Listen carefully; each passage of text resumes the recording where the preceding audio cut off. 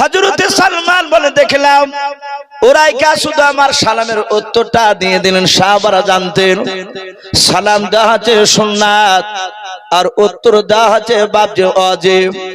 সালাম শোনার পর যদি আপনি উত্তর না দেন আপনার বড় ধরনের গুনাহ হয়ে যাবে, কারণ আপনি ওয়াজিবকে ছেড়ে দিলেন। আল্লাহর নবীজির সাহাবা উরাইকা বাবজি সালামের উত্তরখানা দেওয়ার পর আর কোনো কথা বলেন না, চুপচাপ তিনি বসে আছেন। সালমান ফারসি রাদিয়াল্লাহু তাআলা আনহু বাবা উরাইকার হাত দুখানা ধরে বলেন, ভাই উরাইকা তোমার কি হলো? রাস্তায় যেতে যেতে কেন হঠাৎ করে কেন তুমি বসে মরলা বললাও? হযরত উরাইকা বাবজি কোনো কথা বলেন নাই। আল্লাহ রাসূলের সাহাবা সালমান ফারসির দিকে বাবা ফেলফাল করে চেয়ে আছেন। আবার সালমান ফারসি রাদিয়াল্লাহু তাআলা আনহু বলেন, ভাই তুমি কেন আমার দিকে চেয়ে আছো? কেন কথা বলো নাই? বলো রে ভাই, তোমার কি পেটে ব্যথা হলো নাকি বলাও? হযরত সালমান ফারসি রাদিয়াল্লাহু তাআলা আনহু বাবজি কয়েকবার বাবজি কথা বললেন। সালমানের কথায় বাবজি উরাইকা উত্তর দিলেন নাও। সালমান ফারসি রাদিয়াল্লাহু তাআলা আনহু সোজা বাবা উরাইকাকে রেখে দিয়ে সোজা মসজিদে নববীর দিকে দৌড়ে চলে গেলেন। আল্লাহর নবী জনাবে মুহাম্মদ রাসূলুল্লাহ সাল্লাল্লাহু তাআলা আলাইহি ওয়াসাল্লাম দরদে নবীর কাছে গিয়ে সালাম দিলেন, আসসালামু আলাইকা ইয়া রাসূলুল্লাহ ইয়া হাবিবাল্লাহ। আল্লাহর নবীজি সালামের উত্তর দেওয়ার পর বলেন, সালমান ওগো সালমান ফারসি কেন তুমি আমার কাছে দৌড়ে এসলে বললাও? হযরত সালমান বলেন, নবী আপনার দরবারে আমি আর আরেকজন সাহাবা উরাইকা আসতেছিলাম। নবী গো প্রায় 50 থেকে 60 হাত দূরে ছিলাম। নবী আপনার দরবারে তখন আসতে পেরেছিলাম না, আমি পেছনে ছিলাম, আমার সামনে উরাইকা ছিলাম। ও নবীজি উরাইকাকে দেখলাম রাস্তা যেতে যেতে হঠাৎ করে তিনি বসে পড়লেন। ওগো আল্লাহ দরুদ নবী আমি উরাইকার কাছে গিয়ে সালাম দিলাম। আমি কয়েকবার বললাম, ভাই তোমার কি হয়েছে বলাও? নবী আমি লক্ষ্য করে দেখলাম উরাইকা শুধু সালামের উত্তর দিয়ে আর কোনো কথা বলেন নাই। ও নবী এখনো বসে আছে উরাইকা রাস্তায়।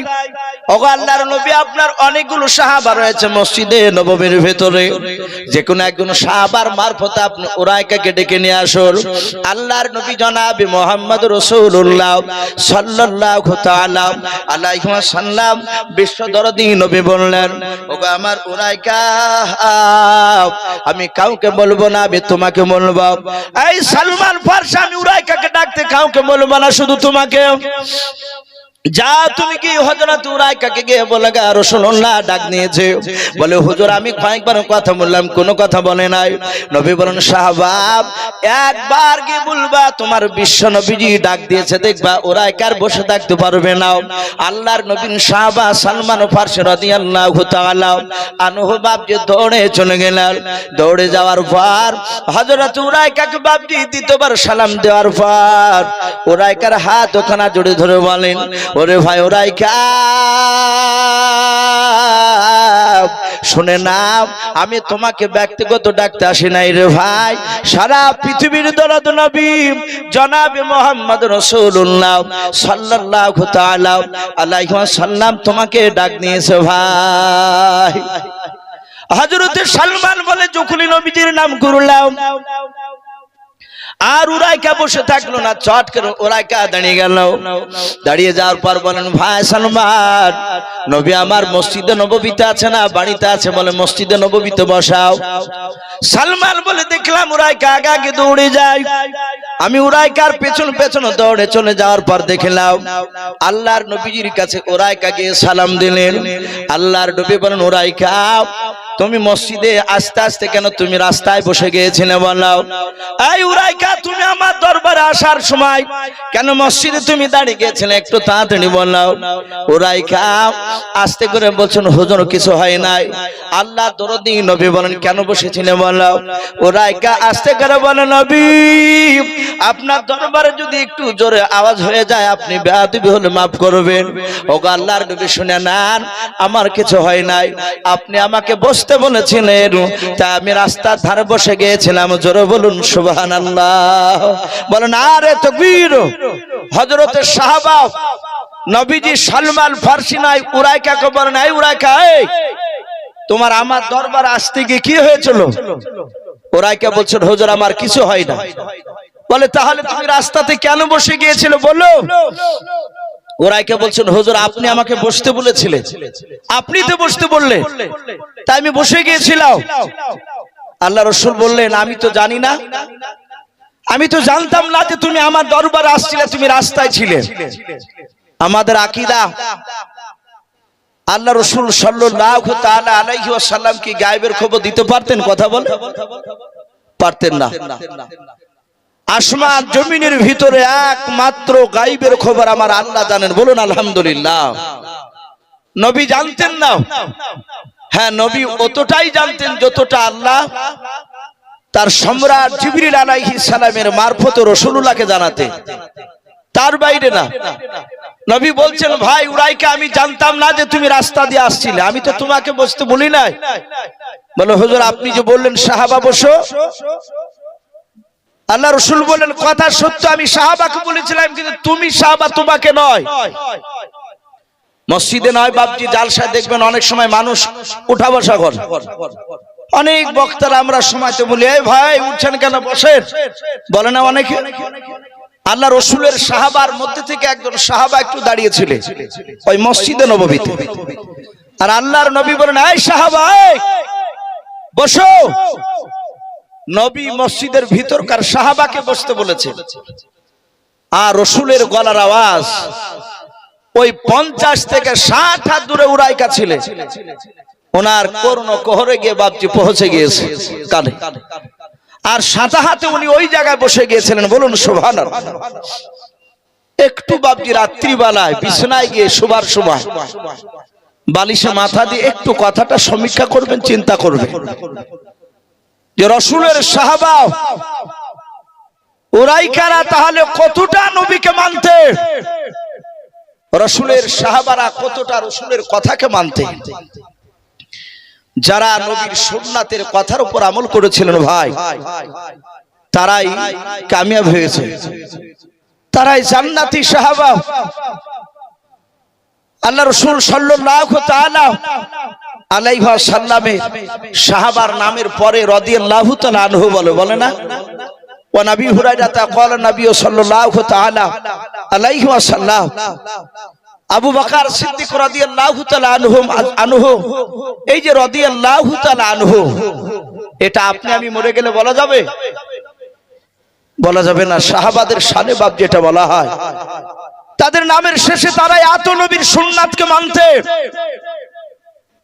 তাই সাহাবাদের নামটা বাপজি রাদিয়াল্লাহু তাআলা আনহু।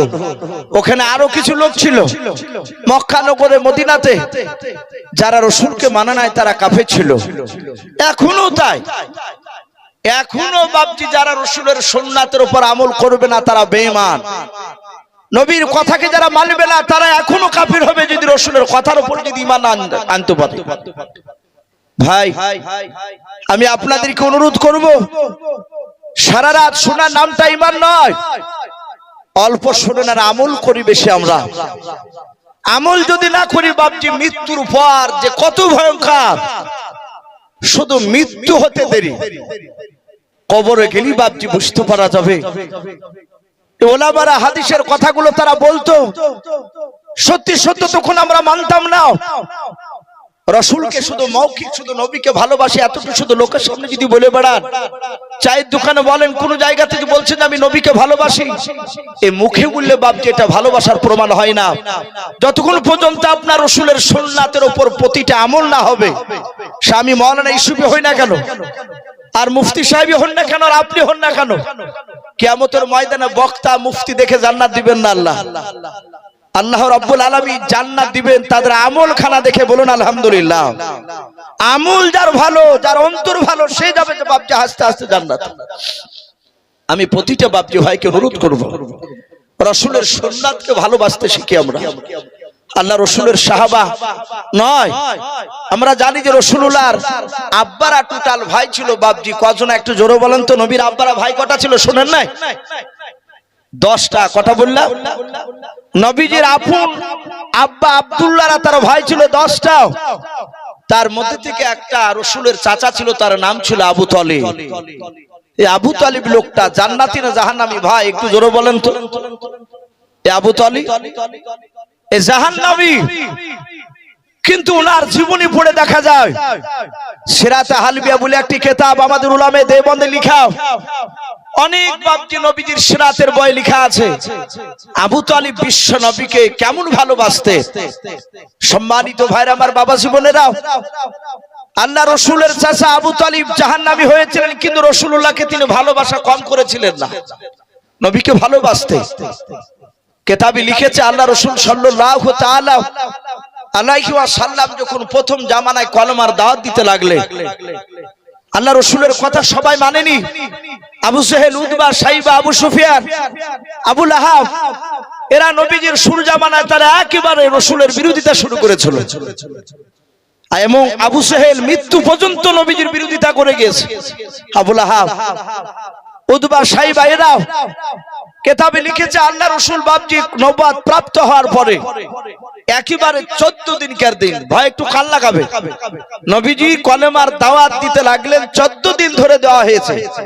14 দিনকার দিন মক্কার চৌরাস্তার মোড়ে আল্লাহ রাসূল সাল্লাল্লাহু আলাইহি ওয়াসাল্লাম তিনি 10-12টা লোককে কলেমার কথা শোনাচ্ছেন, জান্নাত জাহান্নামের কথা শোনাচ্ছেন। তারা কিন্তু খুব প্রভাবশালী ব্যক্তি ছিল না, ওই 10-12 জন, তারা গরীব শ্রেণীর মানুষ। আল্লাহ রাসূল তাদেরকে আলোচনা করছিলেন, নবীজির মিষ্টি বয়ান তারা মন দিয়ে শুনছিল। হঠাৎ করে দেখছে বেঈমান Abu Jahl, Utba, Shaiba, Utba, Utaiba, এই সব জানোয়াররা, কুখ্যাত বাবজি কাফের, মক্কার সেই সময় তাবুর নেতা, এরা দল বেঁধে যে দেখছে সে মুহাম্মদ সাল্লাল্লাহু আলাইহি ওয়াসাল্লাম এই তো জান্নাত জাহান্নামের কথা শোনাচ্ছে, আমাদের বাপ দাদা ধর্মের বিরুদ্ধে কথা বলছে। আবু জেহেল যাওয়ার পরই অমনি ডাক দিয়ে বলে, এই ভাতিজা, এই। আল্লাহ রাসূল এভাবে তাকে বললেন, চাচা কি হলো? আবু জেহেল চোখ দুটো লাল করে মোটা মোটা করে সবাই মিলে রুখে গিয়ে আবু জেহেল বিশ্বনবীর এইভাবে কলার খানাকে বাবজি ধরলো, যাবা কলারটা ধরে ডাক দিয়ে বলে, আব্দুল্লাহর সন্তান, তোকে এতদিন আলামিন বলতাম, সত্যবাদী বলতাম, ভালো বলতাম, শোন আজ 14 দিন থেকে তুই নতুন দিনের দাওয়াত দিছিস, আমাদের বাপ দাদা ধর্মের বিরুদ্ধে কথা বলছিস। শোন, আজ তোকে সাবধান করে দিচ্ছে, আগামী কাল থেকে যেন কলমার দাওয়াত আর দিবি না। আল্লাহ রাসূল সাল্লাল্লাহু তাআলা আলাইহি ওয়াসাল্লামের শুধু কলারটা বাপজি ধরলো তা নয়, আল্লাহ রাসূলের গলায় এইভাবে আবু জেহেল হাতখানা ধরলো, গলায় হাত দিয়ে ধাক্কা দিয়ে বাপজি আপনার ফেলে দিল রাসূলকে। আহারে, যে রাসূল দুনিয়ার বুকে বাপজি রাস্তা দিয়ে, যে রাস্তাটা দিয়ে একবার হাঁটতে, শামাইলে তিরমিজি শরীফে এসেছে, নবী আমার একবার যে রাস্তা দিয়ে হাঁটতে, ওই রাস্তায় 14 দিন ধরে না হাঁটলে ওই রাস্তাতে নবত খুশবু পাওয়া যেত, বলুন সুবহানাল্লাহ। শুধু তাই নয়, নবী আমার যতবার দুনিয়াতে হাসতেন, আল্লাহ রাব্বুল আলামিন নবীজির সম্মানার্থে জান্নাতের মর্যাদা ততবারই বৃদ্ধি করতেন, বলুন সুবহানাল্লাহ।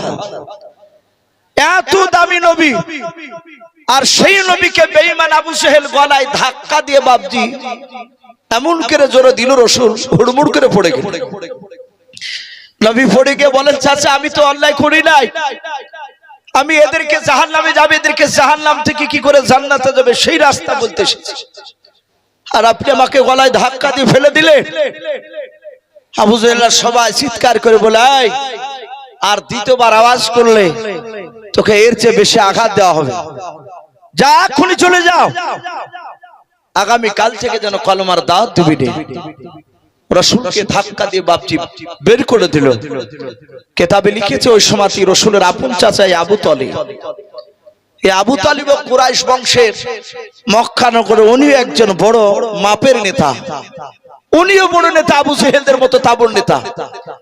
আবু তালিব যাচ্ছেন তো দেখছেন সেই ওই নেতারা, আবু তালিব গিয়ে বলছেন, ভাই কি ব্যাপার? উতবা, সাইবা, আবু সুফিয়ান, আবু লাহাব, এই আবু জাহাল কি ব্যাপার, সব নেতাগুলো এখানে, আমরা দু চারটা দেখেন পার্টির এক জায়গায় নেতা থাকলে আমরা বলি ভাই কি ব্যাপার, সব নেতা গেলে এখানে এক জায়গায়, বলে একটা কাজে এসেছিলাম, চা খাচ্ছে। আবু জাহেলের পাশ থেকে উতবা বলল আমরা এখানে ঘুরতে এসেছিলাম। আবু জাহেলের মনটা চরম ভারী। রসুলের চাচা আবু তালিব বলল ভাতিজা নয়, এই ভাই এই আবু জাহেল তোমার মনটা ভারী কেন? আবু জাহেল মুখটা ভারী করে বলল শুধু তোমার ভাতিজার জন্য বেঁচে গেল, এই কথা বলেছে। আবু তালিব বলল ভাতিজা মানে কোন ভাতিজা? বলে আবু তালিব তুমি এখানে কলা করছো, তুমি জানো না তোমার ভাতিজা মুহাম্মদ সাল্লাল্লাহু আলাইহি ওয়াসাল্লাম আব্দুল্লাহর ছেলে আজ 14 দিন থেকে আমাদের বাপ দাদার বিরুদ্ধে কথা বলছে। এই মক্কা নগরে এসেছিল এখানে, ওকে গলায় ধাক্কা দিয়ে বের করে দিয়েছে শুধু তোমার ভাতিজার জন্য, নালে ওখানে মারতে মারতে শেষ করে দিতাম এই জায়গায়। আবু তালিবকে বলল তোমার ভাতিজাকে আজ রাতে গিয়ে বারণ করে দিও, যদি আগামী কাল থেকে কলমার দাওয়াত না দেওয়া বন্ধ করে, আমাদের বাপ দাদা ধর্মের বিরুদ্ধে কথা যদি বলে, তাহলে আমরা তোমার ভাতিজাকে মারতে বাধ্য হব, যাহাতে মারবো বলেছে। আর আবু তালিবের চোখ যে অমনি বাপ যে পানি ঝরতে লাগলো, পানি চলে আসলো।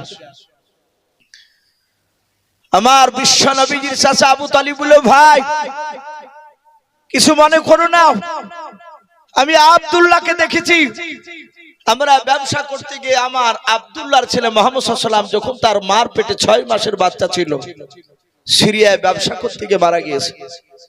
হে আবু জাহেল শুনে নাও, 6 বছর বয়সে সে মুহাম্মদ সাল্লাল্লাহু আলাইহি ওয়াসাল্লাম মা হারিয়ে ফেলেছে, বাপের আদর পায়নি। 8 বছর বয়সে আমার আব্বা জান আব্দুল মুত্তালিব মুহাম্মদ সাল্লাল্লাহু আলাইহি ওয়াসাল্লামের আপন দাদা তিনি ইন্তেকাল করেছেন। তারপর থেকে না 8 বছর থেকে নিয়ে পর্যন্ত আমার কথা মোতাবেক চলে, আমাকে খুব ভালোবাসে, আমিও তাকে ভালোবাসি। আমি আজকে রাত্রি বেলায় গিয়ে বারণ করব, আশা করি আগামী কাল থেকে আমার বাপ দাদা ধর্মের বিরুদ্ধে কথা বলবে না। ভাই আবু জাহেল আমার উপরও তো রাগ করো না, আমি তো মুহাম্মদ সাল্লাল্লাহু আলাইহি ওয়াসাল্লামের কথাকে মানি না, ও আমার ভাতিজা হতে পারে, কিন্তু ও যে আমাকে শ্রদ্ধা করে, আমাকে যা ভক্তি করে, আশা করি রাত্রি বেলা বারণ করলে সে আর ওই কথা মনে হয় যে আর বলবেন না। আবু জাহেল বলল ভাই যদি তোমার কথা মেনে নাই, তাহলে তোমার ভাতিজাকে 3টা পুরস্কার দেওয়া হবে। বলে কি কি পুরস্কার? বলে 1 নাম্বার পুরস্কার দেওয়া হবে গোটা আরবের মধ্যে সবচেয়ে উচ্চ সম্মানের অধিকার করা হবে তাকে। 2 নাম্বার 200টা উট দেওয়া হবে। এই আবু তালিব তোমার ভাতিজা মক্কার সবচেয়ে বড় খাজুর বাগানটা, যেটা চাইবে যে বাগানটা ফ্রিতে তাকে দেওয়ার ব্যবস্থা করে দেব। এই 3টা জিনিস পেলে তোমার ভাতিজার আর কিছু দরকার আছে? বলে না, এটাই যথেষ্ট, আর অভাব আসবে না আর জীবনে। আবু তালিব চলে গেল। আল্লাহ রাসূল ওইদিকে কলমার দাওয়াত দিয়ে নবীজি বাড়ি এসেছে। আবু তালিব 8 বছর থেকে নবীকে নিয়ে, 8 বছর বয়স থেকে নিয়ে রাসূলের 25 বছর বয়সে আমরা জানি খাদিজার সাথে বিয়ে হয়েছিল। কথা সত্য না মিথ্যা বলে? খাদিজার তখন বয়স ছিল বাপজি মাত্র 40 বছর, আর আমার বিশ্ব নবীর বয়স কত বললাম? 25 বছর। এই 25 বছর, 8 বছর থেকে নিয়ে 25 বছর পর্যন্ত খাদিজার বিয়ে হওয়ার দিন পর্যন্ত আবু তালিব বলেন আমরা 2 বাপ বাটাতে একসঙ্গে খাবার খেতে বসতাম, একটা বাসন, আল্লাহ রাসূলকে নিয়ে একই বাসনে খাবার খেতাম। তাবলীগ ভাইরা আসে না আপনাদের তাবলীগ জামা, এক একটা খানচায় দেখেন বড় বড় বাসনে 3-4 জন করে বসে। কিছু মানুষের মুখে দাঁতে বাবজি ছিদল ভরা থাকে, তাও আমির সাহেবরা লজ্জা করে না, অনেকে কাছে ডাকে। এখন আবার কিছু কিছু তাবলীগ ভাই যাচ্ছে, রাগ করবেন না, তাবলীগকে আমিও শ্রদ্ধা করি, ভালোবাসি। এই তাবলীগ জামাতের কিছু লোক আবার গিয়ে আলাদা করে ব্যাগে করে থালি নিয়ে যাচ্ছে, ওদিকে একসাথে বাসন খাচ্ছে 3-4 জন, আর ওদিকে 2 জন আলাদা করে খাচ্ছে এক একটা বাসন। বলো ভাই কি ব্যাপার? বলো ভাই আমার রুচে না, এক জায়গায় বসে রুচছে না। হে তাবলীগ কাজে লাগবে, কথা বলেন ওদের।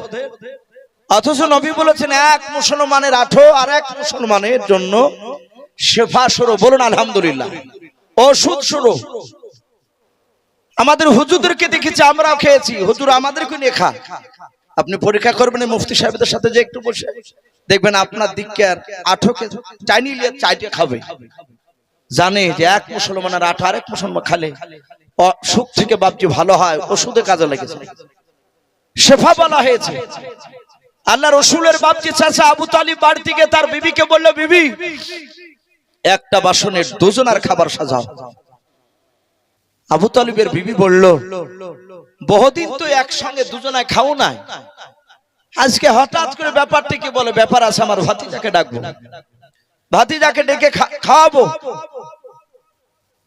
আল্লাহর নবী জনাবে মুহাম্মদ রাসূলুল্লাহ সাল্লাল্লাহু তাআলা আলাইহি ওয়াসাল্লাম নবীজি আবু তালিবের পাশের ঘরে আছেন। আবু তালিবের স্ত্রী বাপজি বাসনে খাবার যখন সাজিয়ে নিয়ে গিয়ে যখন দিয়ে দিলেন, আল্লাহর নবীজির চাচা আবু তালিব ডাক দিয়ে বলেন, গো ভাতিজা কাছে এসো। আল্লাহর নবীজি কাছে গিয়ে বলেন, চাচা যে ডাকলেন? বলে হ্যাঁ। আল্লাহ রাসূলের বাপজি চাচা আবু তালিব আল্লাহর নবীকে বাপজি খাবারের বাসনের কাছে বসতে বলে, নবী বসে বললেন। দুজনাই চাচা ভাতিজা পাশাপাশি সামনাসামনি বসে আছেন, মাঝখানে থাল, খাবারের বাপজি বাসনখানা রাখা আছে। আল্লাহর নবীর চাচা আবু তালিব মনে মনে চিন্তা করেছেন, মহল্লা নবীজের চেহারার দিকে আবু তালিব তাকানোর পর চোখ দিয়ে বাপজি পানি টলমল করেছে। মনে মনে চিন্তা করেছেন, আরে আমার ভাতিজাকে বেঈমান আবু জেহেলরা মারতে চেয়েছে। আমার বিশ্বনবী বলেন, চাচা আবু তালিব মনে মনে ভাবছেন, আল্লাহ আমার ভাতিজাকে যদি আগে যদি বলি দে খাবার খাওয়ার আগে ওই মক্কার আবু জেহেলের লোকেরা আবু জেহেল তোমাকে মারতে চেয়েছে। আবু তালিব চিন্তা করলো, আমি খাবার খাওয়ার আগে যদি ভাতিজাকে যদি বলে দিয়ে আমার ভাতিজা হয়তো দুঃখ করে আর হয়তো খাবার খাবে না, আর আমার ভাতিজা যদি খাবার না খায় সারা রাত আমিও ঘুমাতে পারবো না। বলুন সুবহানাল্লাহ। কি ভালোবাসা! আমরা অনেক মানুষ বাপজি এখান থেকে শিক্ষা নিতে জানিনি। আমাদের এখানে অনেক সন্তান রয়েছে, অনেক মানুষ হয়তো আজ থাকতে পারেন বাপ্পাটা জালসা শুনতে এসেছে, হয়তো মোটরসাইকেলে বেটাতে চালিয়ে নিয়ে এসেছে। আমাদের অনেক সন্তানরা ছেলেরা ভুল করে না, অনেক সময় ছেলের বাপ বকে, জনম দুঃখিনী সন্তানের মাকে ওই লোকটা তার স্ত্রীকে বলে যে ছেলেকে খাইতে দিবি না, বকে চলে যায়। মা থাকতে পারে না, সন্তান না খেয়ে থাকবে, এ মার সহ্য হয় না। পাশের বাড়ির বাপ যে আপনার যে কোনো গাছের গুড়িতে হয়তো বসে আছে ভয়ে, বাপের ভয়ে, মা চুরি করে বাপ যে আঁচলে লুকিয়ে খাবার নিয়ে যে বেটাকে খাইয়ে দিয়ে আসে, বেটা না খেয়ে থাকবে। আর সেই সন্তানরা হতভাগারা বাপ মাকে বাপ যে আমরা চিনতে পারি না, বড় হওয়ার পর বাপ বুড়ি হয়ে গেলে বাপ আমাদের কাছে বিরাট বোঝা হয়ে যায়, বিরাট বোঝা হয়ে যায়। আমি লালগুলাতে বাপজি একটা জায়গায় জালসা করতে করতে যাহাতে পিতা মাতার হক সম্বন্ধে বলতে বলেছি, যাহাতে আলোচনা করেছি, আর এরকম অনেক লোক বসেছিল। একটা ছেলে মানুষ, সে তার প্যান্ট পরা প্যান্ট শার্ট পরে ধড়াম করে উঠে বলছে, হুজুর একটা কথা বলবো। তা বললাম, ভাই বলে। একদম বাস্তব বলছি। অমনি উঠে বলছে, আপনার বাপকে আপনি ভাদেন তো? হ্যাঁ, একবারে সামনাসামনি একসের। তা বললাম, ভাই আপনার কি মনে হয়? আমার মনে হয় যে আপনি মনে হয় আপনার বাপ মাকে ভাদেন না। অনেক মানুষ একবারে ডাইরেক্ট বলছে, আপনার বাপকে ভাদেন তো, আর পিতামাতার ওয়াজ করছে। আমি বললাম, ভাই আমার বাড়ি তো সে দৌলতাবাদ ঘাসপুর, এসেছি লালগোলায়। আপনি তো আমার বাড়ির খবর জানেন না, আপনি আমাকে এতটুকু দেখছেন, মাথায় একটা রুমাল পাগড়ি বাঁধা আছে, এইভাবেই বলছি, আর এই গোল জামা গায়ে দিয়ে আছি। হয়তো ধারণা করতে পারেন বুজুর্গ, কিন্তু আপনি আমাকে বুজুর্গ এটা ভাবছেন না, ভাবারও দরকার নাই। ওই দেখেন সামনে গাড়ি আছে, দেখেন আমার ভাই বসে আছে গাড়িতে, ওটা আমার আপন নিজে ছোট ভাই, একই মায়ের পেট থেকে বাড়ালছে, এইভাবে বলছি।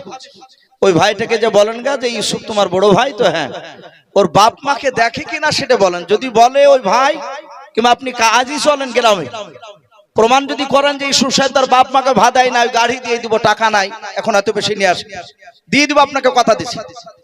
স্টেজ থেকে সব বাপজি অনেক লোকই থামতে বললো, বলে হুজুর ওয়াজ কর। ওয়াজ করে ঘরে গেলাম, উনি সাথে হাতে গেলে যায়। ভদ্রলোক আমাকে যে লোকের সামনে এরকম কথা বলেছে, আমি বুঝতে পেরেছি ও খুব রাগে কথাটা বলেছে। জোরে হাত ধরে বলছে, হুজুর মাফ করবে, আমাদের এখানে এলাকায় গোটা 20 মাওলানা আছে। হাফেজ বলেন, মাওলানা বলেন, আপনাকে প্রমাণ দেখে দিব, একটা আলেমও ভাত দেয় না, বাপ মাকে ভাত দেয় না। তা আমার ধারণা যে হয়তো আপনিও মনে হয় দেন না। আচ্ছা না ভাই, খারাপ ভাববেন না, পৃথিবীতে এখনো হক্কানি আলেম আছে, এখনো বহু আলেম আছে। আমি হয়তো সেই জায়গায় পৌঁছাতে পারিনি, কিন্তু আমিও দেখেছি অনেক আলেমকে তার মার সেবা করতে। হ্যাঁ, কিন্তু বেশিরভাগ মা সেবা করছে না, এটা বাস্তব, অনেক জায়গায় দেখতে পাওয়া যাচ্ছে। আমার বিশ্ব নবী দরদি নবী বাপ মার মর্যাদার এত কথা বলেছে, আমরা কপালে ঘটা যদি ফেলে দিই, আপনি 1 লাখ কেন 10 লাখ টাকা দান করেও মা বাপকে যদি আঘাত দেন, কোনো কাজে লাগবে না, এটা কোনো কাজে লাগবে না, কিন্তু লাগার আগে আপনার বাপ মার খিদমত করা লাগবে। আমি বলছিলাম সেই আবু তালিব, তার সামনে বাপ যে আপনার দাঁড়িয়ে আছে, তার ভাতিজা বসাও, চিন্তা করছে না আগে খাওয়ার আগে বলবো না, খেলে। এই জন্য বাপজি অনেক সন্তানকে খেতে দিয়ে অনেক বাপ মারা থালা কাড়িলে, এটা ঠিক নয়। তারা খেয়ে নেক, আপনার রাগ হয়েছে, ছেলে খাবার খেয়ে নেওয়ার পরে আপনি তাকে একটু বুঝিয়ে বলুন। আর রাগের মাথায় আপনি গিয়ে বাসনটা কেড়ে নিলেন, ছেলে খাচ্ছিল 2-3 বার মুখে দিয়েছে, সবচেয়ে মারাত্মক অন্যায়। খাবার খেতে খেতে খাবার যদি টেনে নেন, এর ওপর দিয়ে মনে হয় যা দুঃখ পৃথিবীতে নাই। সন্তান অনেকে বাপকে রাগ করে গিয়ে গাছে দড়ি দিয়ে বাপকে ঝোলে, বাপ আমার খাবারটা কেড়ে নিল। আল্লাহ রাসূল সাল্লাল্লাহু আলাইহি ওয়াসাল্লামের চাচা চিন্তা করছে আমি আগে বলবো না, শুধু বললে ভাতিজাও খাবারটা তুমি আগে খাও,